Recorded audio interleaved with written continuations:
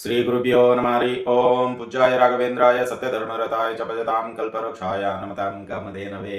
ಸಮಸ್ತ ಸರಳ ಪರಿಹಾರ ಜ್ಯೋತಿಷಾಲಯ ಸದಸ್ಯರೆಲ್ಲರಿಗೂ ಈ ನಿಮ್ಮ ರಾಘವೇಂದ್ರ ಹರಿತ ಗುರುಜಿ ಮಾಡುವ ನಮಸ್ಕಾರಗಳು. ಎಲ್ಲ ಯಶಸ್ವಿ ಜ್ಯೋತಿಷಾಲಯ ಸದಸ್ಯರೆಲ್ಲರಿಗೂ ಈ ಒಂದು ಮೇ ತಿಂಗಳು ಬರುವಂತಹ ದಿನಗಳು ಶುಭಪ್ರದವಾಗಿರಲಿ, ಮಂಗಳಪ್ರದವಾಗಿರಲಿ ಹಾಗೂ ಯಶಸ್ವಿಪ್ರದವಾಗಿರಲಿ ಅಂತ ಪ್ರಾರ್ಥಿಸುತ್ತೇವೆ. ಈ ದಿನ ಏಪ್ರಿಲ್ 26. ಸೊ ಈ ದಿನ ಶ್ರೀನಿವಾಸ ದೇವರು ಕಲ್ಯಾಣ ಆದಂತಹ ದಿನ, ಹಾಗಾಗಿ ಶ್ರೀನಿವಾಸ ಕಲ್ಯಾಣೋತ್ಸವ ಅಂತ ಕರೆಯಲಾಗುತ್ತೆ.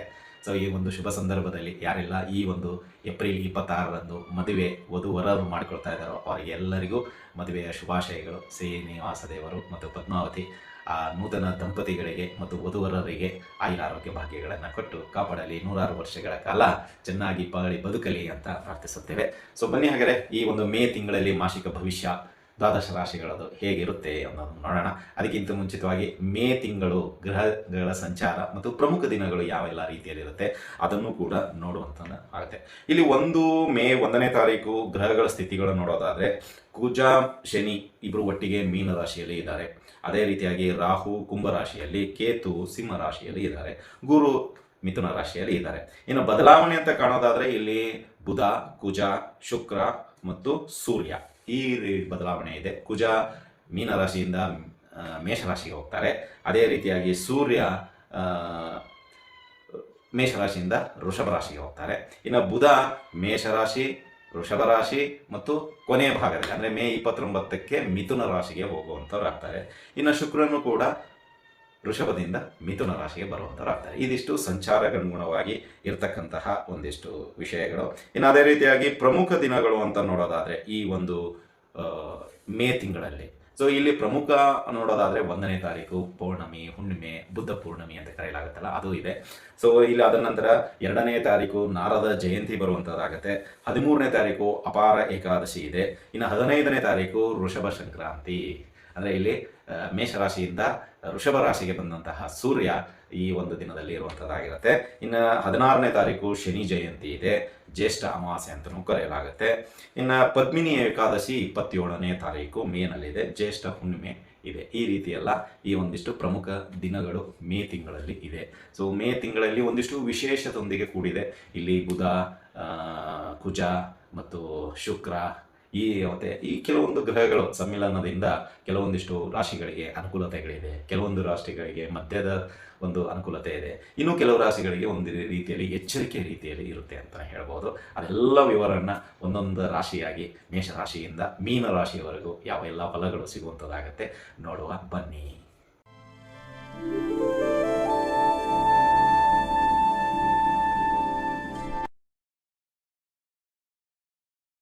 ರಾಶಿಗಳಲ್ಲಿ 2ನೇ ರಾಶಿಯಾಗಿರತಕ್ಕಂತಹ ವೃಷಭ ರಾಶಿ. ಈ ವೃಷಭ ರಾಶಿಯವರಿಗೆ ಮೇ ತಿಂಗಳ ಅನುಕೂಲತೆ, ಅನಾನುಕೂಲತೆ ಹಾಗೂ ಪರಿಹಾರಗಳು ಯಾವೆಲ್ಲ ರೀತಿಯಲ್ಲಿ ಇದೆ ಎಂಬುದನ್ನು ತಿಳಿದುಕೊಳ್ಳೋಣ ಬನ್ನಿ.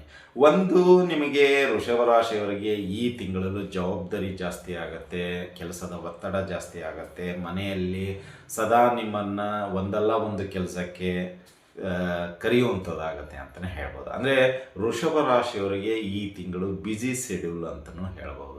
ಆದರೆ ನೀವು ಎಷ್ಟು ಸ್ವ ಇಚ್ಛೆಯಿಂದ ಮನಸ್ಸಾಕ್ಷಿಯಿಂದ ನೀವು ಕೆಲಸವನ್ನು ನಿಭಾಯಿಸ್ತೀರೋ ಅಷ್ಟು ನಿಮಗೆ ಒಳ್ಳೆಯ ಫಲಿತಾಂಶ ಈ ಒಂದು ಮೇ ತಿಂಗಳಲ್ಲಿ ವೃಷಭ ರಾಶಿಯವರಿಗೆ ಸಿಗುವಂಥದ್ದಾಗುತ್ತೆ ಅಂತಲೇ ಹೇಳ್ಬೋದು. ಅಂದರೆ ಬರುವಂತಹ ಕೆಲಸವನ್ನು ನೀವೇ ಕಾಯಕವೇ ಕೈಲಾಸ ಅಂತ ಆಯ್ಕೆ ಮಾಡಿಕೊಂಡು ಅದಕ್ಕೆ ಸರಿಯಾದ ಒಂದು ರೂಪ ಕೊಟ್ಟು ಮಾಡಿದ್ದೇ ಆದಲ್ಲಿ ನಿಮಗೆ ಈ ಒಂದು ತಿಂಗಳು ತುಂಬ ಶುಭಪ್ರದ ಫಲಪ್ರದವಾಗಿ ಇರುತ್ತೆ ಅಂತಲೇ ಹೇಳ್ಬೋದು. ಅಂದರೆ ಇಲ್ಲಿ ವ್ಯಾಪಾರ, ಉದ್ಯೋಗ ಮತ್ತು ಶೈಕ್ಷಣಿಕ ಕ್ಷೇತ್ರದಲ್ಲಿರ್ತಕ್ಕಂತಹ ಸಿಬ್ಬಂದಿಯವರಿಗೆ ತುಂಬ ಯೋಗ ಇದೆ. ಅಂದರೆ ಯೋಗ ಅಂದರೆ ಯಾವ ರೀತಿ, ನೀವು ಕೆಲಸ ಮಾಡಿದ್ದಕ್ಕೆ ಒಂದು ರೀತಿಯಲ್ಲಿ ಎಲ್ಲೋ ಹೆಚ್ಚಿನ ಆದಾಯ ಗಳಿಸುವಂತಹ ಮಾರ್ಗಗಳು ಸಿಗುತ್ತೆ. ಮತ್ತು ನಿಮ್ಮ ಒಂದು ಕೆಲಸಕ್ಕೆ ಮೆಚ್ಚುಗೆ ವ್ಯಕ್ತಪಡಿಸಿ ಸಂಸ್ಥೆ, ಸಂಘ, ಇನ್ನಿತರ ಒಂದಿಷ್ಟು ದೊಡ್ಡ ದೊಡ್ಡ ಕಂಪ್ನಿಗಳು ನಿಮ್ಮನ್ನು ಒಂದು ರೀತಿಯಲ್ಲಿ ಐಕಾನ್ ರೀತಿಯಲ್ಲಿ ನೋಡುತ್ತೆ. ಅಂದರೆ ತುಂಬ ಪ್ರಸಿದ್ಧಿಯಾಗಿರುವಂಥ ವ್ಯಕ್ತಿಯನ್ನು ನಾವು ಗುರುತಿಸ್ಕೊಳ್ತೀವಲ್ಲ ಹೆಸರನ್ನು, ಈಗ ಇನ್ಫೋಸಿಸ್ ನಾರಾಯಣ ಮೂರ್ತಿ ಅಂತಲೇ ಕೇಳ್ತೀವಿ. ಅಂದರೆ ಆ ರೀತಿಯಲ್ಲಿ ಪ್ರೇರಣಾದಾಯಕವಾಗಿ ನಿಮ್ಮ ಹೆಸರನ್ನು ಗುರುತಿಸಲಾಗುತ್ತೆ ಈ ಒಂದು ಮೇ ತಿಂಗಳಲ್ಲಿ ಅಂತಲೇ ಹೇಳ್ಬೋದು. ಅಂದರೆ ವೃಷಭ ರಾಶಿಯವರಿಗೆ ತುಂಬ ಈ ಒಂದು ಮೇ ತಿಂಗಳಲ್ಲಿ ಬಿಸಿಲು ಧಗೆ ಎಷ್ಟು ಇರುತ್ತೋ ಅಷ್ಟೇ ಒಂದು ಬಲಪ್ರದವಾಗಿ ನಿಮಗೆ ಕೆಲಸಗಳು ಬರುತ್ತೆ. ಅಂದರೆ ಬಲ ಅಂದರೆ ಬಲಿಷ್ಠ, ಬಲ ಅಂದರೆ ಮತ್ತೆ ಫೋರ್ಸು ಅದು ಇದು ಇರ್ಬೋದು, ಬಟ್ ಬಲ ಅಂದರೆ ನಿಮಗೆ ಶಕ್ತಿ, ಬಲಿಷ್ಠ, ಆ ರೀತಿಯಲ್ಲಿ ಕೆಲಸಗಳು ಬರುತ್ತೆ. ಅಂದರೆ ಇದು ಏನಾಗುತ್ತಂದರೆ ಈ ತಿಂಗಳು ದುಡಿದಿರತಕ್ಕಂತಹ ದುಡ್ಡು ನಿಮಗೆ ಮುಂದಿನ ಭವಿಷ್ಯಕ್ಕೆ ತುಂಬ ಉಪಯೋಗಕ್ಕೆ ಬರುವಂಥದ್ದಾಗತ್ತೆ. ಅಂದರೆ ಆರ್ಥಿಕವಾಗಿ ಬಲಿಷ್ಠರಾಗ್ತೀರಾ, ಕೆಲವು ಮೆಂಟಲಿ ಪ್ರಿಪೇರ್ ಆಗ್ತೀರಾ, ಕೆಲವರಿಗೆ ದೇಹವನ್ನು ದಂಡಿಸಲು ಒಂದು ರೀತಿಯಲ್ಲಿ ಈ ತಿಂಗಳು ತುಂಬ ಯೋಗ ಕೂಡಿ ಬರುವಂಥ ರೀತಿಯಲ್ಲಿ ಇರುತ್ತೆ. ಅಂದರೆ ಎಲ್ಲೋ ದಪ್ಪ ಇದ್ದರೆ ತೆಳಗಾಗ್ಬಿಡ್ತೀರಾ, ಅಂದರೆ ಫಿಟ್ ಆಗುತ್ತೆ ಬಾಡಿ. ಆ ರೀತಿಯಲ್ಲಿ ಒಂದಿಷ್ಟು ಅನುಕೂಲತೆಗಳು ಈ ತಿಂಗಳು ವೃಷಭ ರಾಶಿಯವರಿಗೆ ಇದೆ. ಇನ್ನು ಅದೇ ರೀತಿಯಾಗಿ ಅನ್ಎಕ್ಸ್ಪೆಕ್ಟೆಡ್ ಆಗಿ ನಿಮಗೆ ಈ ಒಂದು ತಿಂಗಳು ಆದಾಯ ಮೂಲ ಅಥವಾ ಹಣಕಾಸು ಆರ್ಥಿಕ ಲಾಭ ಸಿಗುವಂಥದ್ದಾಗತ್ತೆ ಅಂತಲೇ ಹೇಳ್ಬೋದು. ಒಂದಿಷ್ಟು ತಿರುಗಾಟಗಳಿದೆ, ಆ ತಿರುಗಾಟದಲ್ಲಿ ಒಂದಿಷ್ಟು ಖರ್ಚುಗಳು ಬರುವಂಥದ್ದಾಗುತ್ತೆ. ಖರ್ಚುಗಳ ಜೊತೆ ಹೊಸ ಸ್ನೇಹಿತರ ಸಂಪಾದನೆಯನ್ನು ನೀವು ಮಾಡುವಂಥವ್ರಾಗ್ತೀರ ವೃಷಭ ರಾಶಿಯವರು. ಇನ್ನು ಅದೇ ರೀತಿ ಆರೋಗ್ಯದಲ್ಲಿ ಸ್ವಲ್ಪ ತಿಂಗಳ ಕೊನೆಯ ಭಾಗ ಏರುಪೇರು ಉಂಟಾಗತ್ತೆ. ಇದರಿಂದ ಸ್ವಲ್ಪ ಏನಾಗುತ್ತೆ ಅಂದರೆ ಕೆಲಸದಲ್ಲಿ ಹಿನ್ನಡೆ ಆಗೋದಂತೆ. ಅಂದರೆ ಮೇ 25ರಿಂದ ಮೇ 31ರವರೆಗೂ ಸ್ವಲ್ಪ ಆರೋಗ್ಯದಲ್ಲಿ ಏರುಪೇರು ಉಂಟಾಗುತ್ತೆ. ಸೊ ಈ ಒಂದು ಸಮಯದಲ್ಲಿ ಖಂಡಿತವಾಗಿಯೂ ದೂರದ ಪ್ರಯಾಣ ಮಾಡಬೇಡಿ. ಮಾಡಿದ್ದೇ ಆದಲ್ಲಿ ತೊಂದರೆಗೆ ಅಧಿಕವಾಗಿ ಸಿಕ್ಕಾಕೊಳ್ತೀರಾ ಅಂತಲೇ ಹೇಳ್ಬೋದು. ಅಂದರೆ ಮೇ 25ರಿಂದ 31ರವರೆಗೂ ವೃಷಭ ರಾಶಿಯವರು ದೂರದ ಪ್ರಯಾಣ ಮಾಡಬೇಡಿ. ಒಂದು ವೇಳೆ ಹೋಗಲೇಬೇಕು ಅಂತಿದ್ದರೆ ಯಾರಾದರೂ ಜೊತೆಗೆ ನಿಮ್ಮ ಜೊತೆಗೆ ಕರೆದುಕೊಂಡು ಹೋಗಿ. ಅಂದರೆ ಅವರ ಒಂದು ಸಹಾಯದಿಂದ ನಿಮಗೆ ತೊಂದರೆ ಬಂದ್ರೂ ಅಷ್ಟು ತೊಂದರೆ ಸಿಕ್ಕಾಕೊಳ್ಳೋದಿಲ್ಲ. ಒಂದು ವೇಳೆ ಸಿಂಗಲ್ ಆಗಿ ಹೋಗಿದ್ದೆ ಆದಲ್ಲಿ ತುಂಬ ತೊಂದರೆಯನ್ನು ಅನುಭವಿಸಬೇಕಾಗತ್ತೆ ಅಂತಲೇ ಹೇಳ್ಬೋದು. ಇನ್ನು ಅದೇ ರೀತಿಯಾಗಿ ವೃಷಭ ರಾಶಿಯವರಿಗೆ ಈ ತಿಂಗಳು ಸಾಧ್ಯವಾದಷ್ಟು ಮೌನವಾಗಿ ವ್ಯವಹಾರ ಮಾಡೋದ್ರೆ ತುಂಬ ಉತ್ತಮ. ಅಂದರೆ ಒಂದು ರೀತಿಯಲ್ಲಿ ಬೇಡದೇ ಇರೋ ಮಾತುಗಳಾಡಿ ಮನಸ್ಸನ್ನು ಘಾಸಿಗೊಳಿಸೋದಕ್ಕಿಂತ ನೀವಾಯಿತು, ನಿಮ್ಮ ಕೆಲಸ ಆಯಿತು, ಅಥವಾ ಎದುರಾಳಿ ಕೇಳುವ ಪ್ರಶ್ನೆಗಳಿಗೆ ಸರಿಯಾದ ಧನಾತ್ಮಕ ಚಿಂತನೆ ಅಥವಾ ಧನಾತ್ಮಕವಾಗಿ ಅವರಿಗೆ ಉತ್ತರ ಕೊಟ್ಟಿದ್ದೇ ಆದಲ್ಲಿ ಅದು ತುಂಬ ನಿಮ್ಮ ಮಾತಿಗೆ ಗೌರವ ಸಿಗುವಂಥದ್ದಾಗತ್ತೆ ಅಂತಲೇ ಹೇಳ್ಬೋದು. ಒಟ್ಟಿನಲ್ಲಿ ಓವರಾಲ್ ಆಗಿ ನೋಡೋದಾದರೆ ಈ ತಿಂಗಳು ವೃಷಭ ರಾಶಿಯವರಿಗೆ ತುಂಬ ಅನುಕೂಲ ಇದೆ. ಇನ್ನು ಗೃಹಿಣಿಯರು ಮಾತೆಯರಿಗೆ ಹೇಳೋದಾದರೆ ಈ ತಿಂಗಳು ನಿಮಗೆ ಒಂದಿಷ್ಟು ಕೆಲಸದ ಜವಾಬ್ದಾರಿ ಜಾಸ್ತಿ ಆಗುತ್ತೆ. ಮನೆಯಲ್ಲಾಗಿರ್ಬೋದು, ಆಫೀಸ್ನಲ್ಲಾಗಿರ್ಬೋದು, ಬಿಸ್ನೆಸ್ನಲ್ಲಾಗಿರ್ಬೋದು. ಇದರಿಂದ ನೀವು ಎತ್ತರ ಹಂತಕ್ಕೆ ಹೋಗುವಂಥದ್ದಾಗುತ್ತೆ. ಒಂದು ಪೀಠಿಕೆ, ಒಂದು ಬುನಾದಿ ರೀತಿಯಲ್ಲಿ ವೃಷಭ ರಾಶಿ ಗೃಹಿಣಿಯರಿಗೆ ಈ ತಿಂಗಳು ಕೂಡುವಂಥದ್ದಾಗತ್ತೆ. ಹೇಗೆ ಒಂದು ಮನೆಗೆ ಬುನಾದಿ ಆದರೆ ನಾವು 1, 2, 3 ಎಷ್ಟು ಫ್ಲೋರ್ ಬೇಕೋ ಅಷ್ಟು ಫ್ಲೋರನ್ನು ನಾವು ಕಟ್ಕೊಂಡು ಹೋಗ್ಬೋದು. ಅದೇ ರೀತಿ ನಿಮ್ಮ ಭವಿಷ್ಯ 2026 ಮುಂದೆ May, June, July, August, September, ಡಿಸೆಂಬರ್ವರೆಗೂ ಯಾವೆಲ್ಲ ರೀತಿ ಇರಬೇಕೆಂಬುದನ್ನು ಪಾಠ ಈ ಒಂದು ತಿಂಗಳಲ್ಲಿ ಬುನಾದಿ ಹಾಕಿಕೊಂಡು ಮುಂದುವರಿಸ್ಕೊಂಡು ಹೋಗುವಂಥದ್ದಾಗುತ್ತೆ ಅಂತ ಹೇಳ್ಬೋದು. ಇನ್ನು ಅದೇ ರೀತಿ ಲಾಯರುಗೆ ಇರ್ತಕ್ಕಂಥ ವೃತ್ತಿಯಲ್ಲಿರ್ತಕ್ಕಂಥವರಿಗೆ ಈ ತಿಂಗಳು ಅನುಕೂಲಕರವಾಗಿದೆ ಅಂತಲೂ ಹೇಳ್ಬೋದು.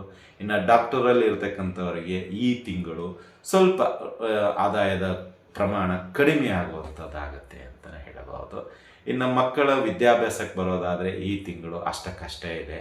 ಸೊ ಬಿಸಿಲಿನ ಧಗೆಯಲ್ಲಿ ಓದಲು ಆಸಕ್ತಿ ಕಡಿಮೆ ಅಂತ ತಿಳ್ಕೋಬೋದು. ಇಲ್ಲ, ಅವರಿಗೆ ಈ ತಿಂಗಳು ಓದೋದ ಕಡೆಗೆ ಗಮನನೇ ಕೊಡೋದಿಲ್ಲ ಅಂತಲೇ ಹೇಳ್ಬೋದು. ಇನ್ನು ಉಳಿದಂತೆ ಎಲ್ಲವೂ ನಿಮಗೆ ಸ್ವಲ್ಪ ಅನುಕೂಲಕರವಾಗಿದೆ. ಆದರೆ ಅನಾರೋಗ್ಯದ ಸಮಸ್ಯೆ ತಿಂಗಳ ಕೊನೆ ಭಾಗ 25ರಿಂದ 31 ಸ್ವಲ್ಪ ಕಾಡುವಂಥದ್ದಿದೆ. ಈ ಸಮಯದಲ್ಲಿ ಸ್ವಲ್ಪ ಎಚ್ಚರದಿಂದ ಇರೋದು ತುಂಬ ಉತ್ತಮ ಅಂತಲೇ ಹೇಳ್ಬೋದು. ಇನ್ನು ಪರಿಹಾರದ ವಿಷಯಕ್ಕೆ ಬರೋದಾದರೆ ವೃಷಭ ರಾಶಿಯವರಿಗೆ ಈ ಒಂದು ಮೇ ತಿಂಗಳಲ್ಲಿ ಸಾಧ್ಯವಾದಷ್ಟು ಸುಬ್ರಹ್ಮಣ್ಯ ಸ್ವಾಮಿಯನ್ನು ದರ್ಶನ ಮಾಡಿಕೊಳ್ಳಿ. ಸಾಧ್ಯವಾದರೆ ಕುಕ್ಕೆ ಅಥವಾ ಘಾಟಿ ಸುಬ್ರಹ್ಮಣ್ಯ ಅಥವಾ ನಿಮ್ಮ ಮನೆ ಹತ್ತಿರದಲ್ಲಿರ್ತಕ್ಕಂಥ ಸುಬ್ರಹ್ಮಣ್ಯ ಸ್ವಾಮಿ ದೇವಸ್ಥಾನಕ್ಕೆ ಹೋಗಿ ಬನ್ನಿ. ಇದರಿಂದ ನಿಮಗೆ ಒಂದಿಷ್ಟು ಚಿಂತೆಗೆ ಇರತಕ್ಕಂಥ ಸಮಸ್ಯೆಗಳು ದೂರವಾಗುತ್ತೆ ಮತ್ತು ಕೌಟುಂಬಿಕವಾಗಿ ಆನಂದವಾಗಿರುವಂತೆ ಆಶೀರ್ವಚನ ಸಿಗುತ್ತೆ ಅಂತ ಹೇಳ್ಬೋದು. ಇನ್ನು ಅದೇ ರೀತಿಯಾಗಿ ಗಣೇಶ ಪಂಚರತ್ನ ಸ್ತೋತ್ರವನ್ನು ಪಠಣೆ ಮಾಡಿ ಹಾಗೂ ಮಂಗಳವಾರ, ಬುಧವಾರ ಮತ್ತು ಶನಿವಾರ ಗಣೇಶನಿಗೆ ಗರಿಕೆಯನ್ನು ಸಮರ್ಪಿಸಿ. ಇದರಿಂದ ನಿಮ್ಮ ಜಟಿಲವಾದ ಸಮಸ್ಯೆಗಳು ಬಗೆಹರಿಯುವಂಥದ್ದಾಗತ್ತೆ ಅಂತ ಹೇಳ್ಬೋದು. ಇದಾಗಿತ್ತು ವೃಷಭ ರಾಶಿಯವರ ಮೇ ತಿಂಗಳ ಮಾಸಿಕ ಭವಿಷ್ಯ ಮತ್ತು ಪರಿಹಾರಗಳು. ಈ ಒಂದು ವಿಡಿಯೋ ನಿಮ್ಗೆ ಇಷ್ಟ ಆಗಿದ್ದರೆ ಲೈಕ್ ಮಾಡಿ, ಜಾಸ್ತಿ ಇಷ್ಟ ಆಗಿದ್ದರೆ ಶೇರ್ ಮಾಡಿ, ಹಾಗೂ ನಮ್ಮ SSP ಯೂಟ್ಯೂಬ್ ಚಾನಲನ್ನು ಸಬ್ಸ್ಕ್ರೈಬ್ ಮಾಡ್ಕೊಳ್ಳಿ, ನಿಮ್ಮ ಅನಿಸಿಕೆ ಅಭಿಪ್ರಾಯಗಳನ್ನು ಹಂಚಿಕೊಳ್ಳಿ ಅಂತ ಹೇಳ್ತಾ ಇಲ್ಲಿಗೆ ವಿಷಯ ಮುಗಿಸ್ತಾ ಇದ್ದೀವಿ. ಎಲ್ಲರಿಗೂ ಶುಭವಾಗಲಿ, ಶುಭಮಸ್ತು, ಶುಭಂ ಭೂಯಾತ್, ಸರ್ವೇ ಜನಃ ಸುಖಿನೋ ಭವಂತು.